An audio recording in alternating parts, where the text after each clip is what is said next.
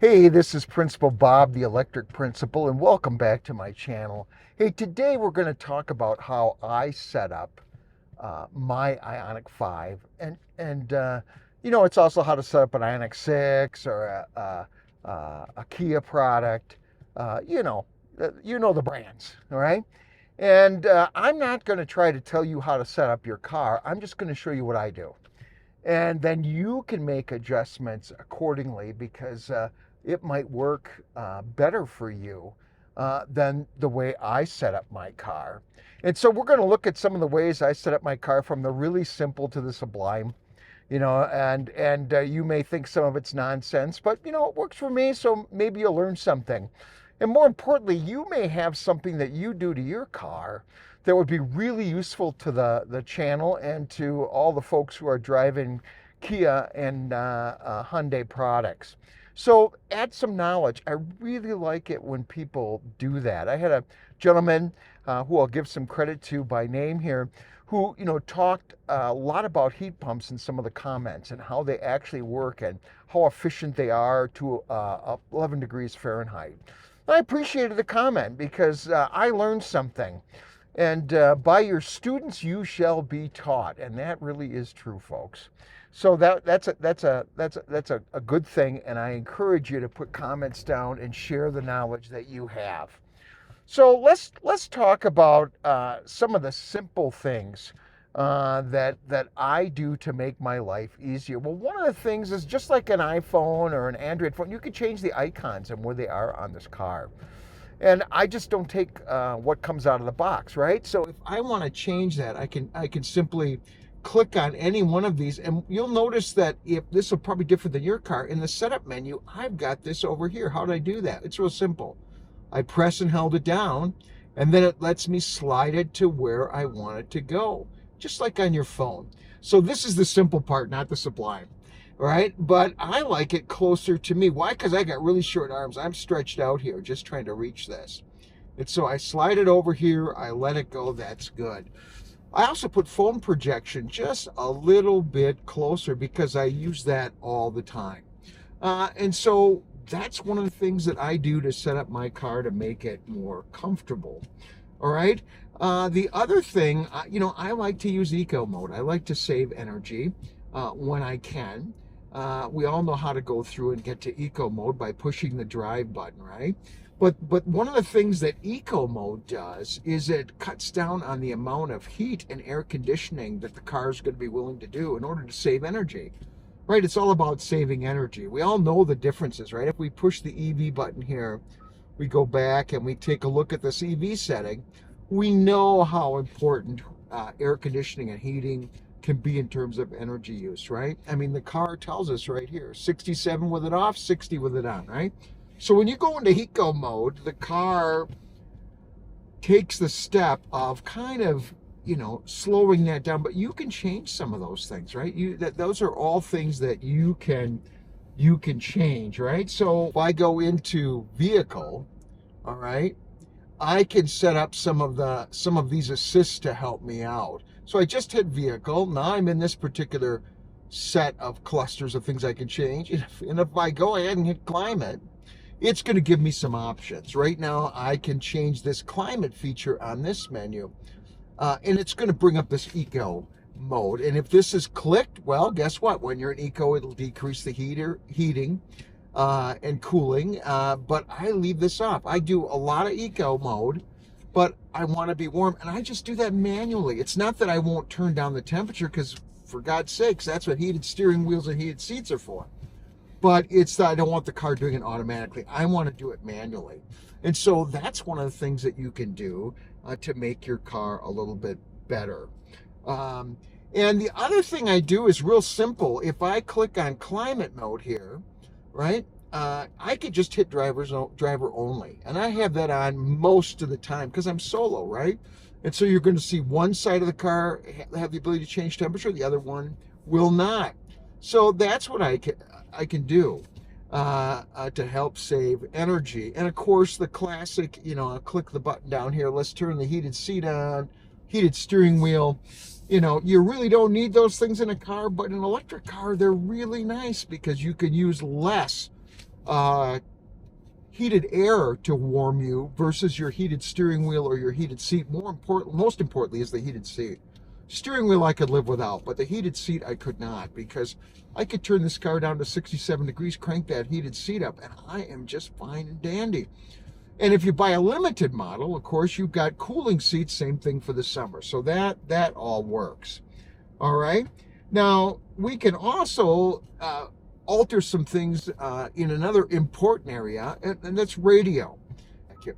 Hey, so now we're going to talk a little bit about media. You know, if I hit the media button right here, we're going to be on media. I've got Sirius XM ready to go.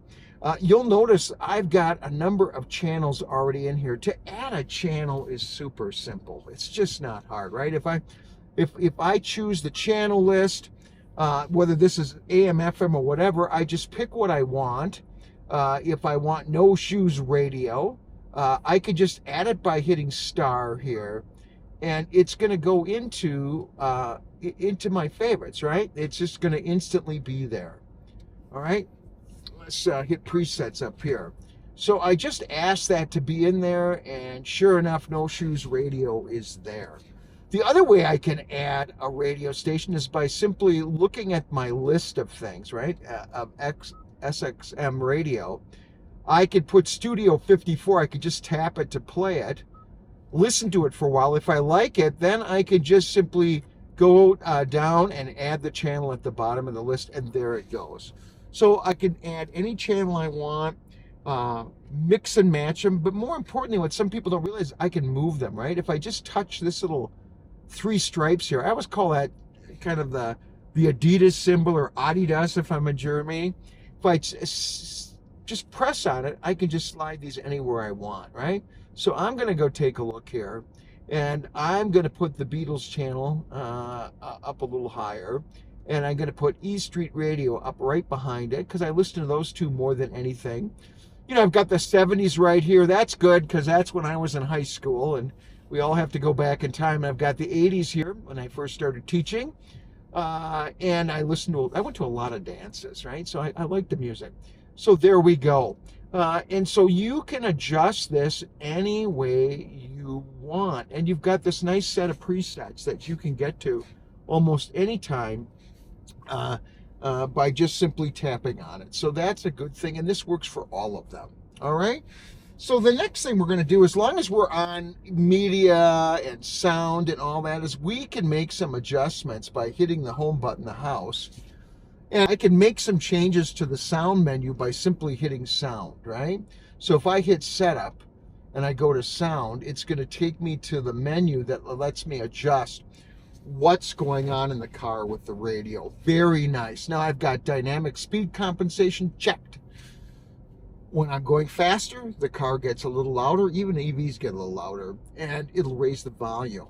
And I do the startup volume thing. This is something I set up on my car because, you know, as you get older and your hearing start to go, I tend to have it cranked. Or if you're the kind of person who just likes loud music, you know, when you get out of the car, it's loud.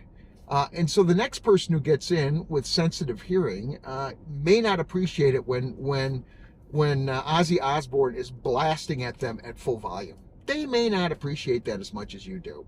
So this will limit that particular volume, and I have that selected all the time.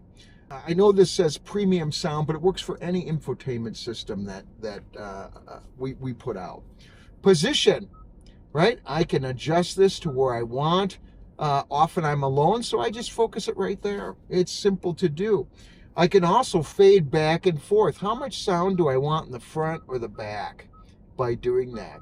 And then you've got your standard things. You know, you've got your standard equalizer that you can put in. You know, those are all good things that you can use. All right. And so that's in the sound settings. All right. You've also got driver assist here. And that's going to talk about how much sound the system makes when the haptic warning goes off, when this vibrates, parking assist, those things. You can turn this up. Now, as a guy, you know, who likes those things louder, I'm going to leave it at 2. And then it gives you a sample. And so you can go through and do the same thing for guidance, right? Guidance volume, how loud do you want that? I worked with a couple yesterday who turned it up Guidance is at this volume. right there, or you could turn it down, but they wanted it louder. They Guidance wanted is to at hear this what was going volume. on. And so you can adjust beeps, alerts, navigation, sound effects, voice recognition prompts. Guidance is at this volume. You know, ringtone, crank that up a little bit. You know, that's kind of good for me, right? So you can adjust all those things under that particular menu. And so it's an important one to know. And if you haven't set that up in your car, go ahead and do that. The other thing I like about this is that if I hit, if I go to setup and I click on EV, you know, setup's the key button, folks. All right. I can set a couple of things that I think are really, really important. One of them is smart regen. This car comes with a very sophisticated regen system. It's not like VW where it's on or off. You've got 4 levels of standard regen that you can program this thing to. On top of that, you've got smart regen, another 4 levels that makes the transition when you take your foot off the accelerator much smoother. And in this menu, Smart Regen, I can choose which one of those levels I want. And I love auto regen. I use it all the time. And I keep it on slow and smooth because I'm just not that great at having the regen keep the car perfectly smooth so people don't get car sick. When I'm by myself, I don't care because people, when they're driving by themselves, it doesn't matter. You don't make yourself car sick. But when you have passengers, it does. So I really recommend that you do this. The regen paddles are right up on top of the steering wheel, right where you can see it right there. If I hold that in and I'm in drive mode, this thing is going to click into Regen Auto. And so that's what you want to do. That's what the symbol looks like. You'll be in good shape. One of the things that I really, really love about this car is this flexibility. This is freaking awesome that it gives me that much control over regen, and you can set it just the way you want.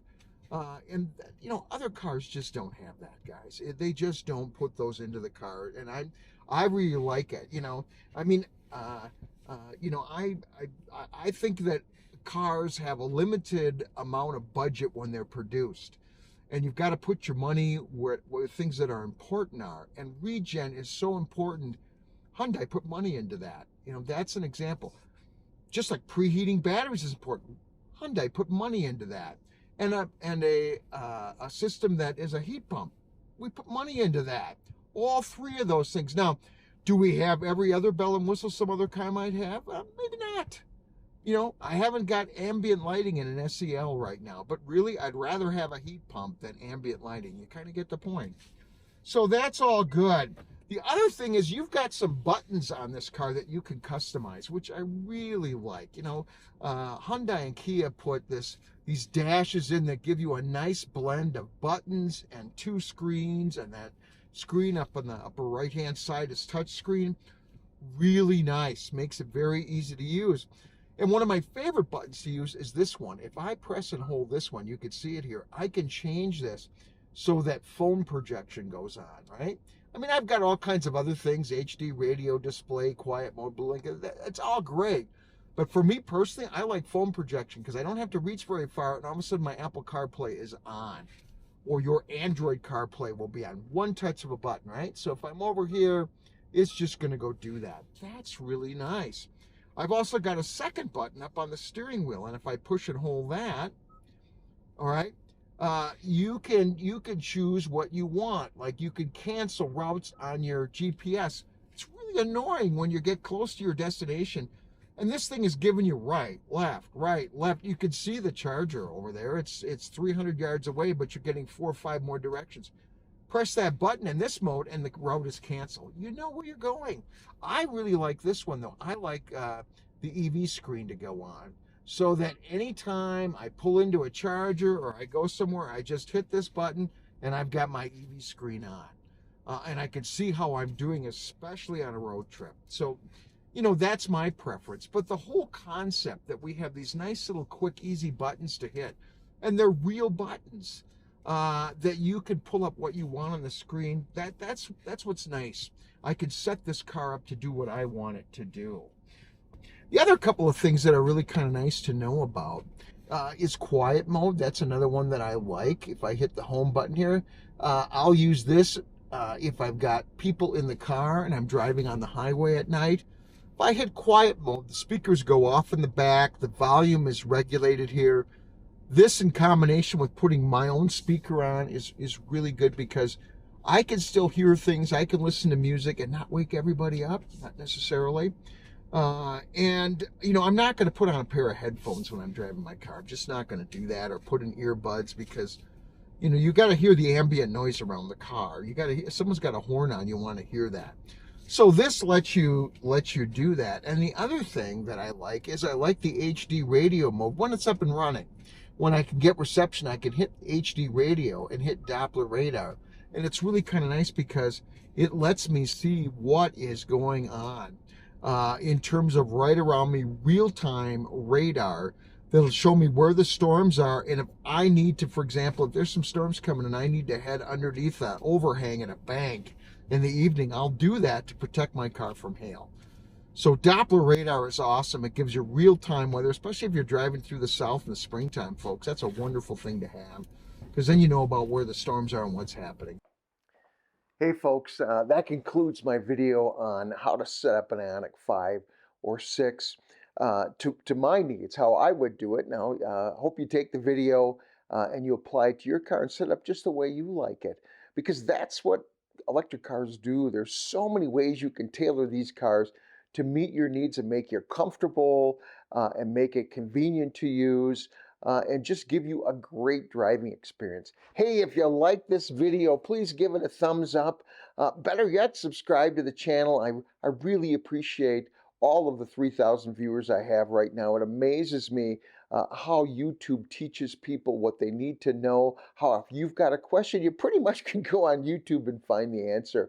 And I am so thankful I'm part of that community. So we'll see you soon. Happy driving your EV.